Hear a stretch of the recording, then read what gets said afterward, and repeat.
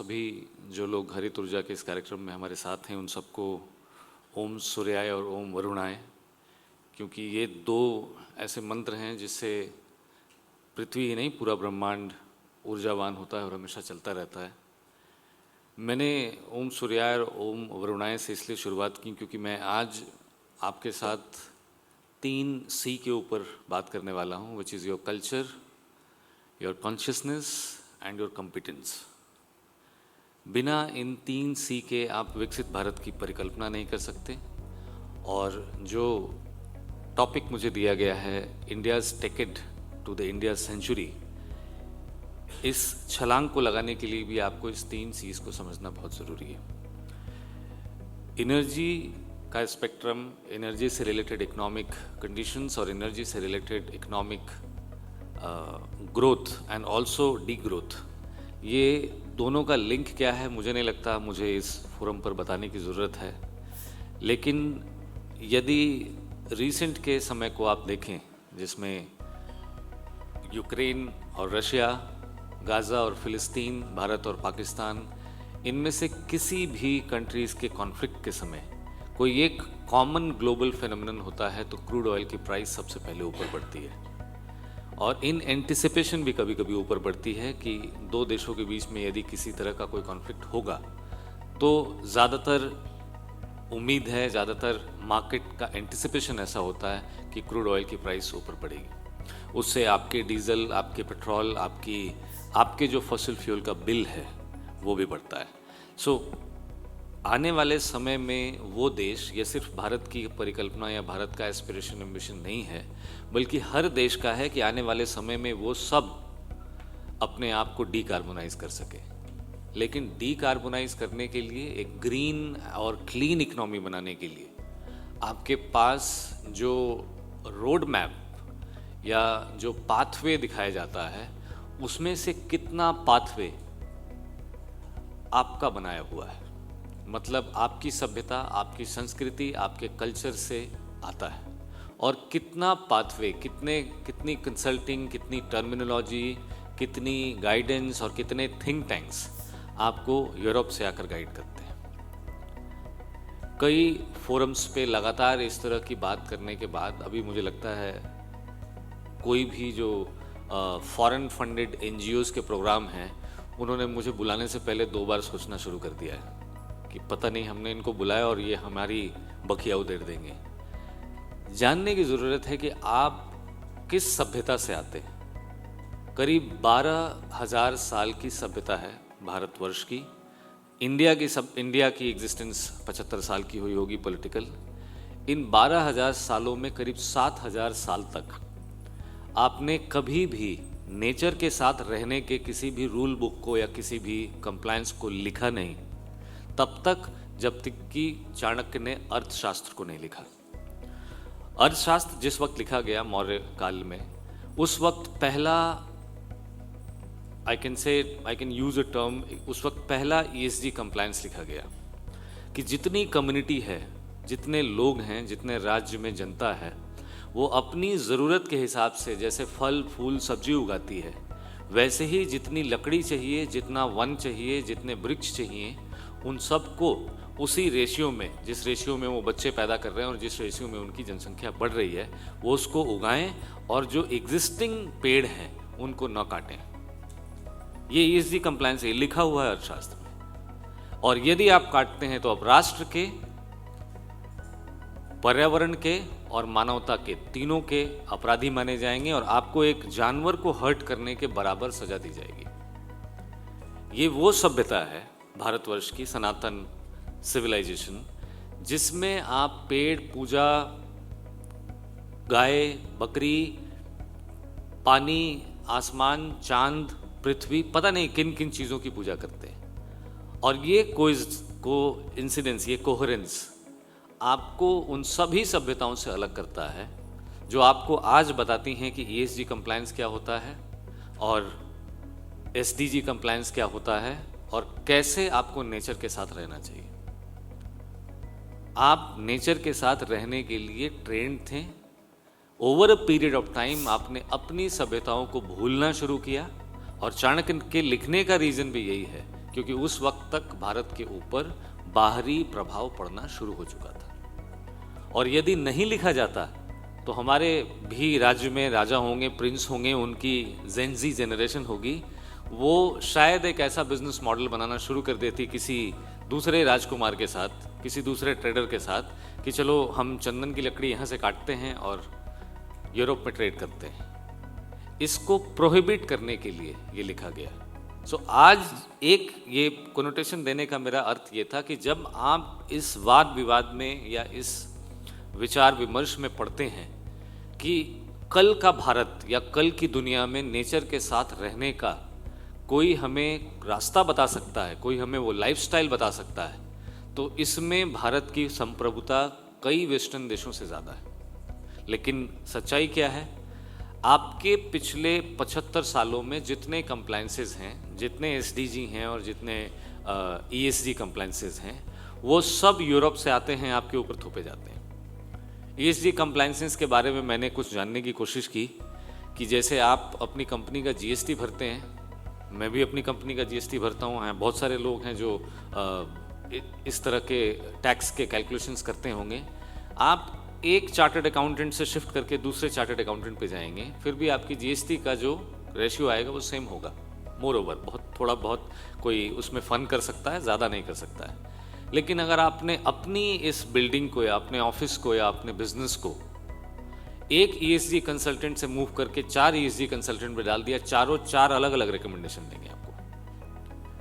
Reason पता है?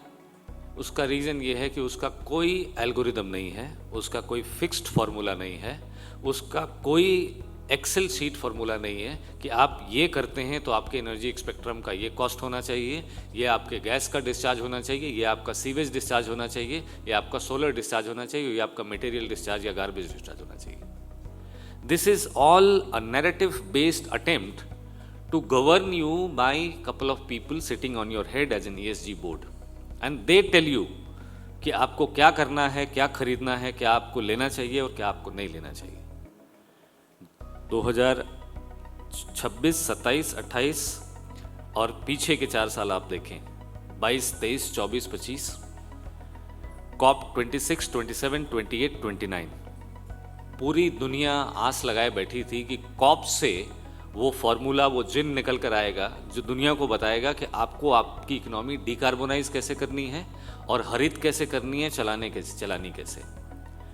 मैंने कॉप दुबई 26 या 27 रहा होगा, उस समय अटेंड करने के बाद ये बात बहुत साफ स्तर पर पब्लिक फोरम पे कह दी थी कि this is going to be global disappointment. This is not going to give you a solution that how an economy like India, how an economy like Japan or China would be able to give a transition pathway to a green economy. संभव ही नहीं है। और वही 2029 में हुआ। आपने corp के बाद जो ऑफर किया, ज़्यादातर देशों ने उसको ठुकरा दिया। भारत भी उनमें से है जिसने कॉप के ऑफर को रिजेक्ट कर दिया, that we are not going to sign up with any COP agreement.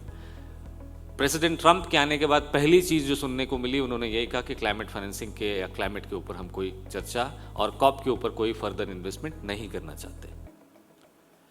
इस वक्त भारत की पोजीशन ऐसी है कि if the world has to see that how a large economy would be able to decarbonize, what is the actual transitional pathway and what is the solution that can be provided, the world is looking at you. आप 2013 का वो भारत याद कीजिए जब दुनिया आपसे कह रही थी कि तुमसे ना हो पाएगा। आप एक ऐसे फर्जाइल 5 टर्मिनल डिक्लाइन के रास्ते पे चल रहे हैं जहां आप खुद तो डूबेंगे ही, अपने साथ साथ अपने इन्वेस्टर्स को भी डुबाएंगे। और वो 2013 से 2023 में, मैंने 24 को छोड़कर 23 इसलिए कोट किया क्योंकि 23 में G20 के आसपास दुनिया आपके साथ, आपके पीछे खड़ी होकर कह रही है कि यदि डिकार्बोनाइजेशन का ये काम होगा तो आपसे होगा। And this brings us that are we in position to transit from this ticket of economy to a century. Ticket की इकोनॉमी को 2020 से 2030 तक आका गया। अगले 1 मिनट तक मैं चाहूँगा आप मेरे साथ इस कॉन्सेप्ट को, जिसको सुनना, समझना, मानना और उसको मिशन मोड पर पूरा करना थोड़ा तकलीफदेह लगता है, थोड़ा मुश्किल लगता है। और इसमें मैं उन लोगों की गलती भी नहीं मानता जिन्होंने फर्जाइल 5 टर्मिनल डिक्लाइन देखा है। मुश्किल है ये बात को कंसीव करना कि आप इस वक्त उसी हिस्टोरिकल टाइम विंडो में हैं जिस वक्त 1975 से 1995 के बीच का जापान था। न कि सिर्फ एनर्जी ट्रांजिशन में बल्कि लॉजिस्टिकल कॉस्ट में भी, पर कैपिटा इनकम में भी और इकोनॉमिक जीडीपी ग्रोथ में भी। यदि आप एक नॉर्मल, जो आप और हम, हमारे पीछे की जनरेशन भारत को समझती है, वो कहती है 1947 से 1965 तक का भारत एग्रीकल्चरल इकोनॉमी रहा था। 1965 से 1985 तक का भारत इंडस्ट्रियल इकोनॉमी बन के उभरा और 1985 से 2000 तक का भारत कंप्यूटर का युग बनकर उभरा। 2000 से 2022 का भारत एक डिजिटल और ग्लोबल इकोनॉमी बनने लगा। ये उनके चश्मे से देखा हुआ भारत है जो मेरे पीछे की जनरेशन थी। मेरे चश्मे से अगर आप भारत को देखेंगे तो मुझे $1 ट्रिलियन की इकोनॉमी बनने में 65 ईयर्स लगे, $2 ट्रिलियन की इकोनॉमी बनने में 8 साल लगे, तीसरा ट्रिलियन बनाने में मुझे 5 साल लगे और चौथा ट्रिलियन बनाने में मुझे और 2 साल लग सकते हैं। इस इकोनॉमिक ग्रोथ को, जहां आप धीरे धीरे अपने 1 ट्रिलियन की एडिशनल इकोनॉमी को जोड़ने में 1 साल से कम का समय लगाने वाले हैं, मेरे आगे आने वाली जो जनरेशन है उसका भारत विकसित भारत है। उसे 35 to 30 ट्रिलियन डॉलर की इकोनॉमी 2047 तक बनानी है। और 2000 इसके बीच में 1947 से 2022 के बीच में आप सब लोगों ने अपनी सोच, अपनी बुद्धि के हिसाब से एक ऐसे व्यक्ति को, गुजरात से जो मुख्यमंत्री थे, उनको चुनकर प्रधानमंत्री बना दिया। उन्होंने सिर्फ ये विजन नहीं दिया कि अगले 25 साल में आप एज अ कंट्री 100 साल के हो जाओगे, आज़ादी का अमृत महोत्सव मना रहे होगे, और ये 25 साल जो आपके अमृत काल हैं, इसमें आप हर वो अटेम्प्ट कीजिए जो आपने पिछले 75 सालों में न सोचे हैं न किए हैं। सो मेरे हिसाब से अगर मैं अपने आगे आने वाली जनरेशन की इकोनॉमिक्स को ठीक समझ पाया हूँ, ठीक कैलकुलेशन को अगर सोच पाया हूँ, जो कि 2 कैलकुलेशन हैं। अर्नेस्ट एंड यंग कहते हैं कि $30 ट्रिलियन का भारत होगा 1947 में। DCG कहते हैं कि $35 ट्रिलियन का भारत होगा। मेरे immediate mentor Amitabh Kant sir, कल परसों उनकी मैंने एक आर्टिकल पढ़ी, उन्होंने भी कहा कि $30 ट्रिलियन का भारत होगा। लेकिन यदि 2020 से 2030 का भारत, ये 10 साल इंडिया का टिकेट है, तो अगली सेंचुरी भी इंडिया की हो सकती है और वो मेरी अगली जनरेशन ही बना पाएगी। लेकिन ये सवाल पॉलिटिकली, इमोशनली, नेशनली हर तरीके से डिबेटेबल है और इस डिबेट को आपको अपने साथ मिशन मोड पर लेकर जाना होगा। क्योंकि ज़्यादातर जब सरकारें आती हैं वो 5 साल का विजन रख सकती हैं, मैनिफेस्टो रख सकती हैं। यहाँ मैनिफेस्टो 2047 तक का है। सो क्या तब तक ये सरकार होगी, तब तक ये पॉलिटिकल लीडरशिप होगी, और नहीं होगी तो इस विजन का क्या मतलब है? ये वो अमृत है जो आपको, मुझे, हम सबको जानना चाहिए। ये विजन पॉलिटिकल नहीं है, ये विजन आपके देश का है। सरकार आती रहेंगी, जाती रहेंगी, पार्टियां बदलती रहेंगी, लेकिन एक बार हमारी अगली जनरेशन ने ये ठान लिया कि हमें ये भारत बनाना है जिसमें रिन्यूएबल सेक्टर का ग्रोथ ये होगा, लॉजिस्टिक कॉस्ट का स्पेंड इतना नीचे किया जाएगा, इलेक्ट्रिक मोबिलिटी ये होगी, ई हाईवे बनाने के टारगेट इतने होंगे, और हर टारगेट को 2047 के पीछे उसी तरह रिवर्स कैलकुलेशन में मोड में। मैं अभी आपको 3-4 कैलकुलेशंस बताऊंगा भी जो आपको प्रैक्टिकली मैं जिसमें पर्सनली इन्वॉल्व हूँ, लेकिन उससे पहले मेरे आगे आने वाली जनरेशन के भारत की कैलकुलेशन को पढ़ते हैं, सुनते हैं। आज आप 3.89 ट्रिलियन की इकोनॉमी है, एक्चुअल फिगर इकोनॉमी, और ये इकोनॉमी एम्बिशन रखती है 2047 तक $38 ट्रिलियन बनने की। मतलब कुछ तो कैलकुलेशन होगा, कुछ तो सक्सेस, कुछ तो रेशियो होगा। 3.2 ट्रिलियन डॉलर को मैं बेस नंबर कैलकुलेट करके 6 साल की डबलिंग की थ्योरी को अगर कंसीव करता हूँ, which probably my honourable minister of commerce and industry has few days before shared with you. So $3.2 अगले 6 साल में $6.5 ट्रिलियन होंगे, विच इज 2032। और $6.5 अगले 6 साल में, विच इज 2038, $13 ट्रिलियन होंगे। यदि इकोनॉमी जिस हिसाब से पिछले 8 सालों में डबल हुई है, अगले 6 सालों में भी डबल होगी तो, और 2038 से 2044 तक आप $26 ट्रिलियन की इकोनॉमी होंगे। और ये जियोपॉलिटिकल सिनेरियो में भारत बिना विचलित हुए, बिना किसी के साथ लड़ाई में उलझे, बिना किसी गृह युद्ध के और बिना किसी कॉम्पिटेंस पे, जो हमारे जनरल विपिन रावत कहते हैं कि हम 1, 2 या 3 फ्रंट्स पे नहीं, हम 2.5 फ्रंट्स पे एक साथ लड़ाई लड़ रहे हैं। आपको अपनी इकोनॉमी भी स्टेबल रखनी है और आपको अपने साथ किसी के साथ उलझना भी नहीं है। यदि उसी स्पीड से चलते हैं तो 2044 से 2050 तक आप $52 ट्रिलियन की इकोनॉमी होंगे। ये कैलकुलेशन मेरी अगली पीढ़ी का कैलकुलेशन है। ये कैलकुलेशन बताता है कि अगली सेंचुरी भारत की होगी, न सिर्फ 2020 और 2030 का डिकेड भारत का होगा। और इसके पीछे रियलिज्म कितना है, एम्बिशन कितना है और जिंगोइज्म कितना है। 1975 से 1995 का जापान देखिए, $2000 की पर कैपिटा इनकम $14,000 की पर कैपिटा इनकम बन जाती है। इन 25 सालों के टाइम विंडो में वो देश जिसके ऊपर 2 एटम बम गिराए गए थे सेकेंड वर्ल्ड वॉर में, वो वापस खड़ा होता है और $512 ट्रिलियन की इकोनॉमी को 25 साल में $5.1 ट्रिलियन की इकोनॉमी कर देता है। $512 बिलियन की इकोनॉमी को 25 सालों में $5.1 ट्रिलियन की इकोनॉमी कर देता है। सो आप जिसका सपना देख रहे हैं, आप जिसको मिशन मोड में लेकर चल रहे हैं, ये आप पहले देश नहीं हो। और जापान के साथ और भी चीज़ें मिलती हैं। आपका नेशनल एम्बिशन है लॉजिस्टिक जीडीपी स्पेंड को 14% से 9% तक लाने का। आप सब उसी के ऊपर काम कर रहे हैं। अभी चर्चा हो रही थी कि अभी आपका मेजर चंक ऑफ एनर्जी कौन कंज्यूम करता है, 17 to 18% ट्रांसपोर्ट कंज्यूम करता है। 30% ऑफ पॉल्यूशन, 30% से 50% आपको पॉल्यूशन एमिशन का कौन देता है, ट्रांसपोर्ट देता है। सो यदि आप उसकी चर्चा कर रहे हैं तो आप अपने सामने जापान को देख रहे हैं। जापान की जीडीपी स्पेंड 5% है। आप अभी 14% से 9% आने के लिए अगले 3, 4, 5 सालों में स्ट्रगल करेंगे। ये नेशनल मिशन बन चुका है। इसके ऊपर PM Gati Shakti, logistic, national master plan of electric mobility, FAME 2, PM E drive, PM E bus Seva, दर्जनों ऐसे कार्यक्रम चलाए जा रहे हैं कि हम अपनी मोबिलिटी बोथ फ्रेट और पैसेंजर दोनों को डिकार्बोनाइज कर सके। आप ऐसे पहले देश नहीं हैं।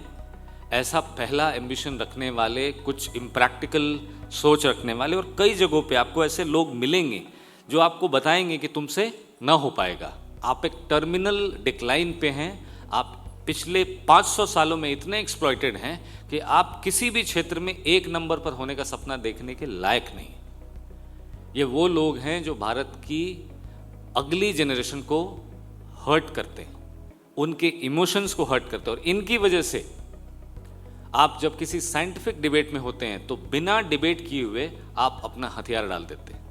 क्योंकि इनोवेशन कार में हो, ऑटोमोबाइल में हो, इलेक्ट्रिफिकेशन में हो, डिजिटाइजेशन में हो, हर तरफ इनोवेशन वेस्ट में ही हुआ है पिछले 500 सालों में।